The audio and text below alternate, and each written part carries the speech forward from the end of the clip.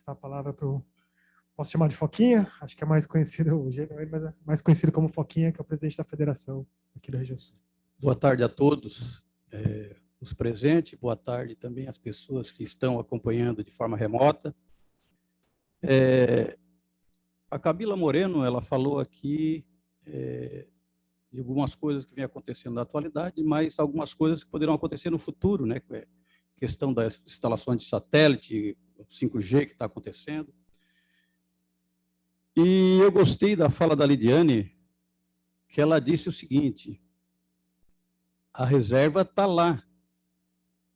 Não foram as pessoas, não foram a reserva que foi lá visitar as pessoas, foram as pessoas que se instalaram em torno da reserva. A reserva de carvão, ela não é tipo você vai abrir um supermercado, você vai abrir uma loja e você leva para onde você quer. Você vai trabalhar onde a reserva estiver. Essa é a realidade do setor carbonífero. Essa é a realidade do setor mineral. O professor Roberto, ele nos fez uma provocação aqui falando em 1,1 bilhão para a queima do carvão, se isso é justo. Eu digo que é justo. E é justo por quê? É justo porque esse 1,1 bilhão ele vai se transformar durante um ano, vai ter uma movimentação econômica de 5 bilhões. De 4 a 5 bilhões. E é para 100 mil pessoas. Em torno de 100 mil pessoas. Empregos diretos na mineração, hoje nós temos 3.128 empregos diretos. A média salarial dos trabalhadores mineiros é em torno de 5 mil. É mais de 4 salários mínimos. Diferente de outras atividades. Então, todos os trabalhadores mineiros, eles vão para o trabalho de ônibus com ar-condicionado, eles vão para o subsolo.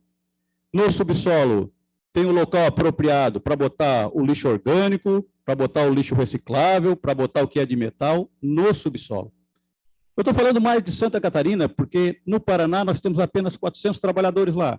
Onde nós concentramos o maior número é em Santa Catarina. Então, eu vou falar mais de Santa Catarina. Quando o professor Roberto falou na questão do 1 bilhão, eu lembrei do fundo partidário, que é 5 bilhões. O fundo eleitoral é 5 bilhões. O Brasil tem dinheiro para isso, por que não tem dinheiro para questão social, para emprego, para alimentar as pessoas, para as pessoas poderem dar educação para os seus filhos? Eu vou falar um pouquinho do nosso trabalho enquanto dirigente sindical e um pouquinho do nosso setor.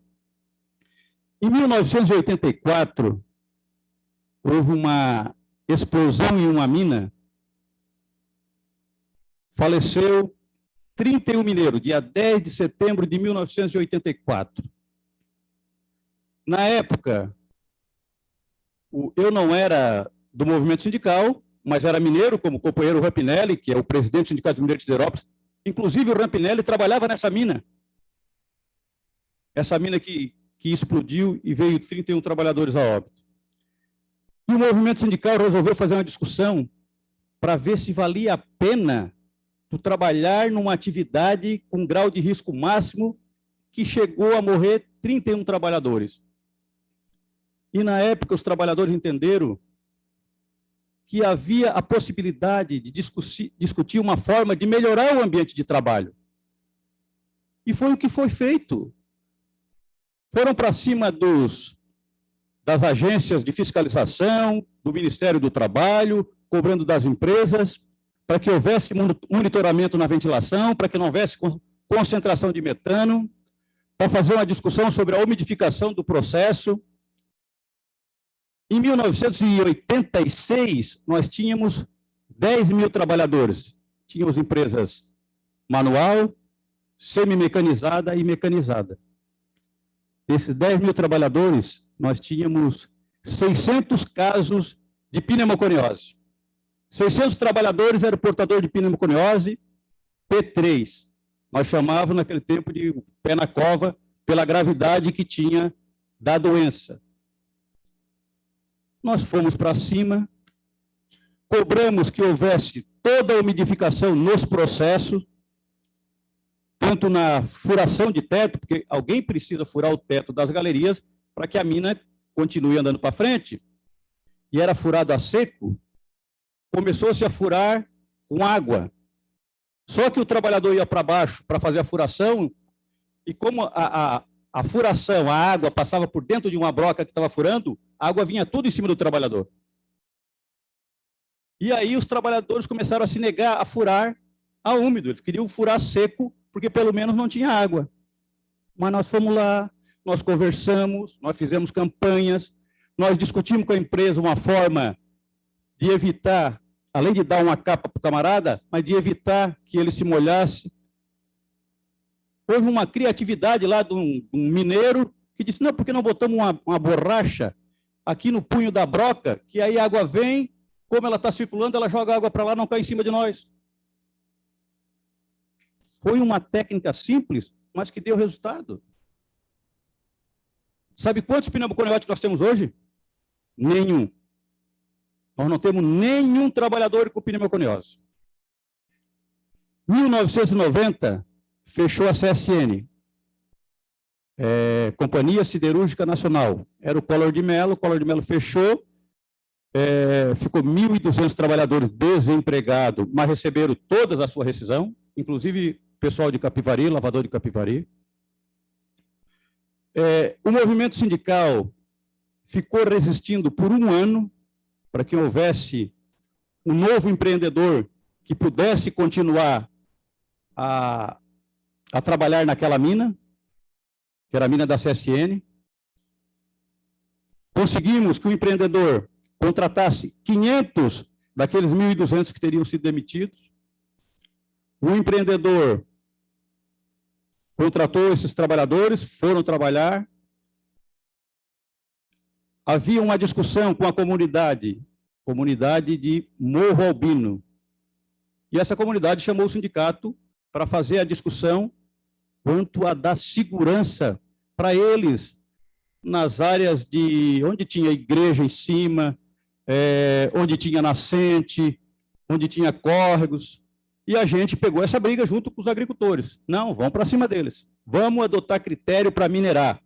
Onde houver o risco de qualquer coisa, que se garanta um pilar com a extensão maior para dar maior segurança para a comunidade. Resultado. A comunidade não queria o critério.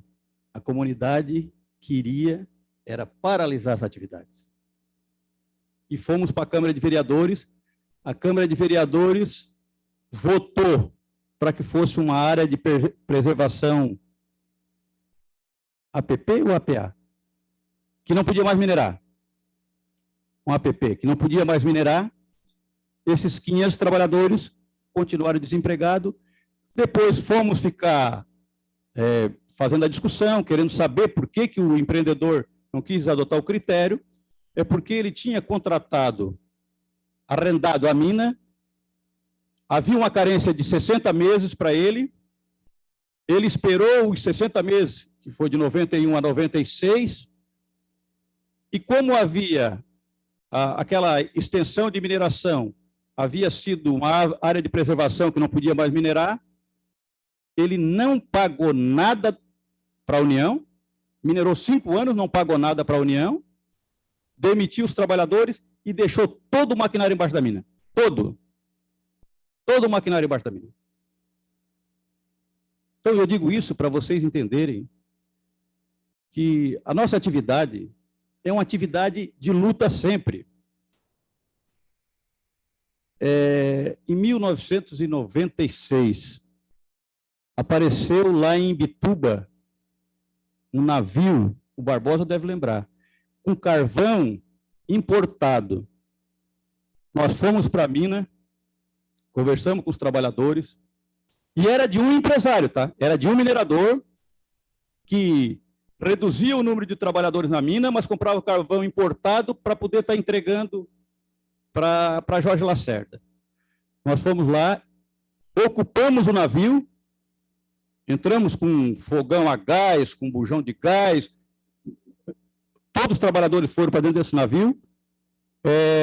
Na época, foi intermediado pelo governador do estado, acho que era o Klein Obim, e o deputado era o deputado Milton, para que o carvão fosse embora, para que nós pudéssemos nos manter empregados, para nós não perder o nosso emprego.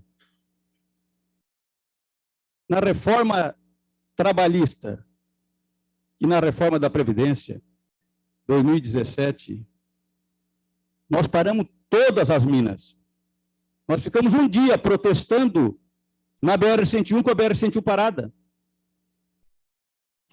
Nós fizemos isso em maio e fizemos isso em junho.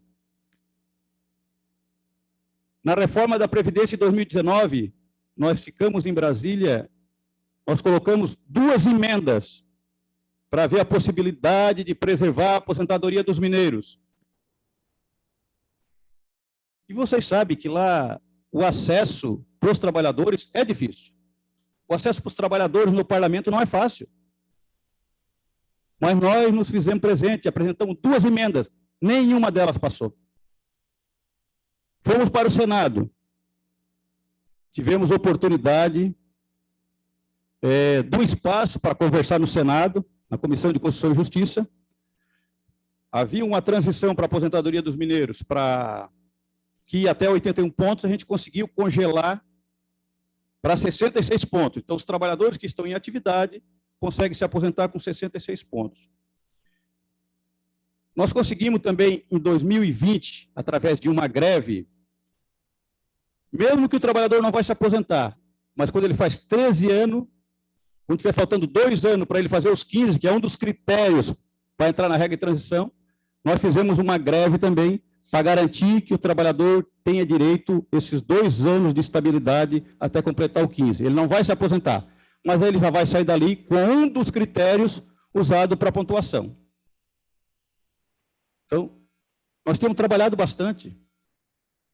Só para voltar um pouquinho no tempo, em 1990, quando o Collor fechou a CSN, existia a tal da Marion. Muitos, eu acho que já viram falar na Marion, era uma máquina gigante que fazia a extração de minas a céu aberto.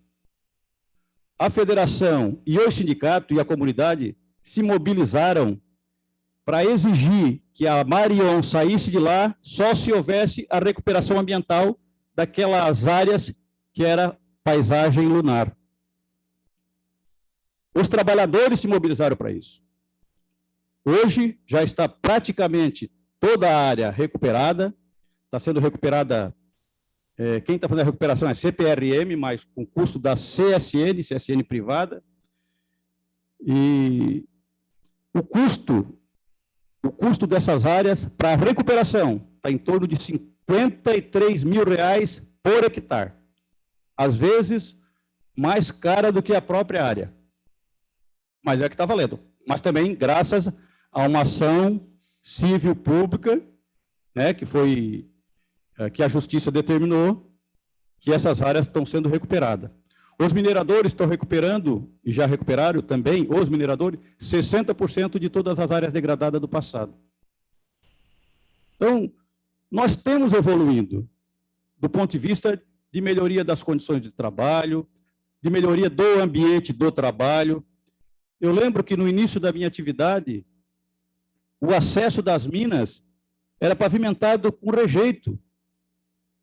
Hoje, você é obrigado a botar o rejeito no local adequado e a cada quantia de rejeito você tem que envelopar, você tem que botar argila por cima para poder enclausurar o rejeito.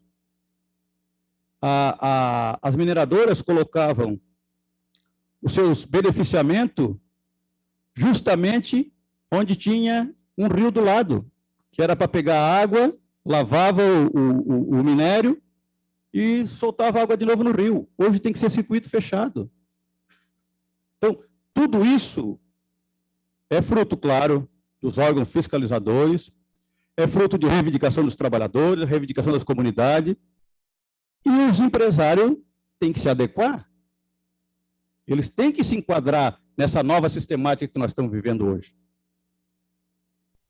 Então, essas coisas têm acontecido no nosso setor e a gente vive no estado, no sul de Santa Catarina, onde nós temos ali a extração do carvão, que é responsável, a Associação dos Municípios da Região Carbonífera, 1/4 do PIB dessa região é do carvão. Movimentação financeira anual, 5 bilhões. Geração de energia para o Estado, que é consumida no Estado, de 25% a 30% de toda a energia que o Estado consome. Alguém acredita que o efeito estufa ele está ligado na queima de carvão para a geração de eletricidade? Alguém acredita isso? Alguém acha que se nós parar com as nossas atividades, que não vai haver, não vai avançar mais a questão do efeito estufa? Não vai aumentar? Será que é só resolver o problema paralisando as atividades de mineração, que nós vamos resolver o problema do meio ambiente?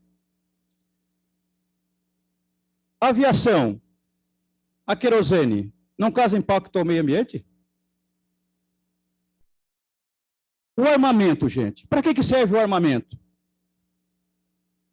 O armamento serve para quê, se não for usado pelas forças de segurança? E o que é construído de armamento nesse mundo? É míssil, é canhão, é fuzil, é metralhador, é o raio. O que isso ajuda no meio ambiente? O tabagismo. O tabagismo. Que discussão que a gente faz do tabagismo? Que tem estudo que diz que ele causa câncer com isso, causa câncer com aquilo. E qual é a discussão que a gente está fazendo sobre o tabagismo?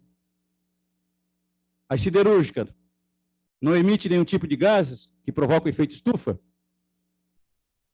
A cimenteira, a indústria do plástico, que tem invadido as nossas praias, os nossos rios, os nossos córregos. Ah, mas o plástico dá para reciclar. Quanto por cento se recicla de plástico? Qual o percentual de reciclagem no plástico?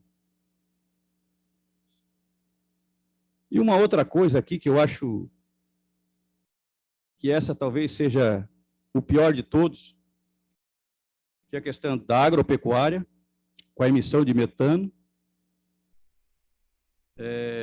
o desmatamento, que causa um impacto muito grande ao meio ambiente, e uma outra coisa, né, que a gente não fala, mas a gente escuta todo dia, o garimpo ilegal, a extração de minério ilegal.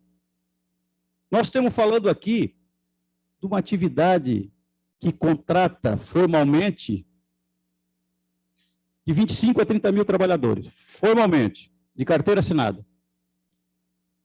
No garimpo, além do impacto ao meio ambiente que nós temos toda a invasão nas áreas indígenas.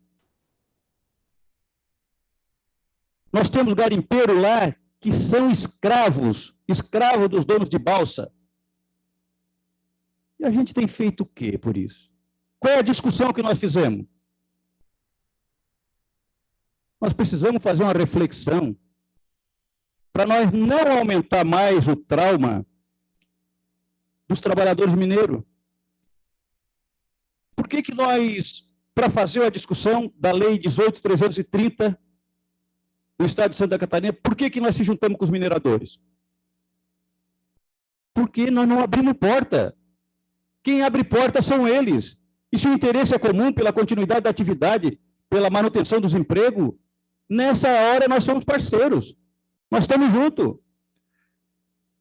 A Lei 14.299, que estabelece a continuidade da atividade até 2040, nós também trabalhamos em cima disso.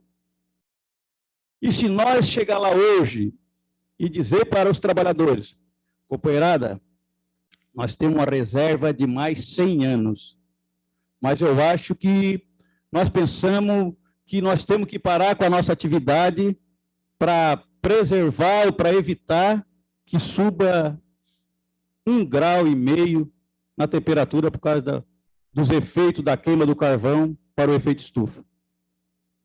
Nem é verdade isso, gente. Nem é verdade. A nossa atividade é o mínimo.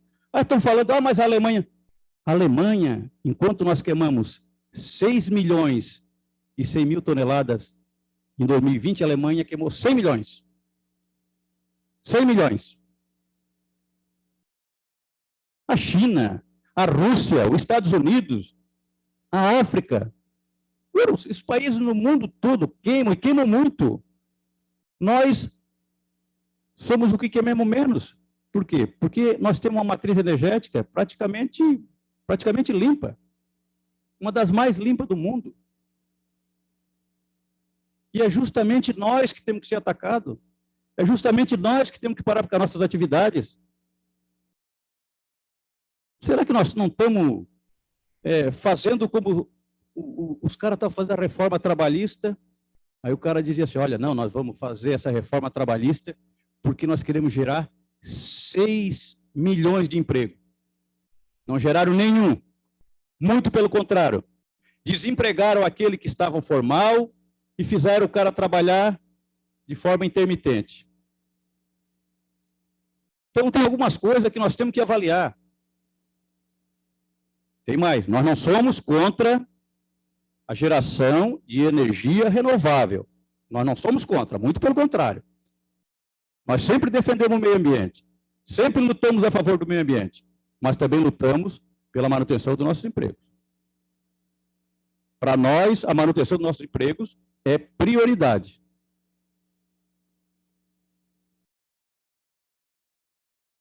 Por exemplo, uma torre eólica. A torre eólica vai 260 toneladas de aço. Ela é feita a partir de 170 toneladas de carvão e 300 toneladas de ferro. Vamos produzir a eólica? Vamos. Ah, mas o carvão de Santa Catarina, do Paraná e do Rio Grande do Sul não pode. Nós vamos ter que trazer o carvão importado para poder fazer isso. Não dá, gente, para nós pensar dessa maneira, né? Nós temos que botar os pés no chão e ver que a nossa atividade, ela é viável. Nós temos que melhorar ainda mais? Claro que temos. Há possibilidade de melhorar? Há. Aonde? Nós sonhamos um dia ter a descarbonização. Há um estudo na SATIC, que é uma escola que é financiada parte pelo carvão também, de fazer o aprisionamento do CO. Está em estudo? É estudo inicial? É um estudo inicial, mas está se fazendo. Há possibilidade de fazer emissão zero? Não sei. Pode ser que sim, pode ser que não. Mas vamos tentar. O que não dá é para nós abandonar as reservas de carvão que nós temos simplesmente por capricho. Os países que dizem que estão abandonando o carvão é porque as suas reservas estão exaurindo. Quem tem reserva de 100 anos vai dizer que vai parar o carvão? Alguém fala isso? A China fala isso? Os Estados Unidos fala isso? A Rússia fala isso? Nós somos ricos nesse minério no sul de Santa Catarina. No sul do Rio Grande do Sul. Uma pequena parte no Paraná. Então, olha, nós temos uma visão assim, muito clara de que todas causam algum tipo de impacto. Por exemplo, as hidráulicas, quando forma aquelas represas a jusante, sempre tem alteração. Os ribeirinhos acabam pagando lá porque muda, às vezes, até a forma do leito do rio.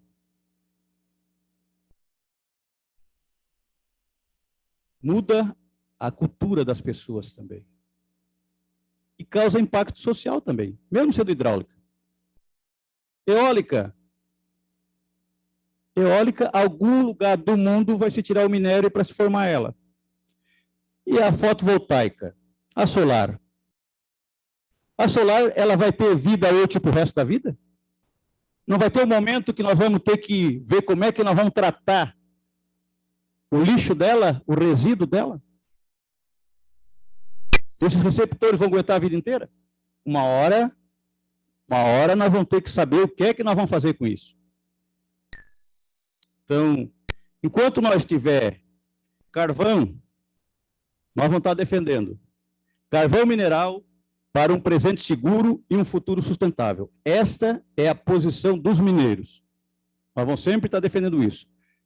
Temos fazendo uma discussão para ver a possibilidade, e queremos estar fazendo essa discussão com o parlamento, para dar continuidade na atividade em Candiota também. O mesmo critério que foi usado para Santa Catarina, que seja para Candiota. Não deu para Paraná e Rio Grande do Sul junto com Santa Catarina, porque o governo não aceitou. Até o relator concordava em colocar Paraná e Santa Catarina e Rio Grande do Sul, mas o governo não aceitou que se colocasse esses dois estados, e aí acabou priorizando só Santa Catarina. Bom, por mim, eu acho que, só para deixar claro aqui, né? O carvão mineral no mundo, as maiores reservas mundiais, os Estados Unidos tem 28%, a Rússia tem 18%, a China tem 13%, o Canadá tem 7%, a Europa tem 5%, o Brasil tem 1,2%. 1,2% das reservas mundiais está aqui. Então, mais do que nunca, nós temos que aproveitar, porque nós temos reservas para, no mínimo, em Santa Catarina, mais 100 anos, e talvez aqui no Rio Grande do Sul, por uns 200 anos, mais ou menos. Obrigado.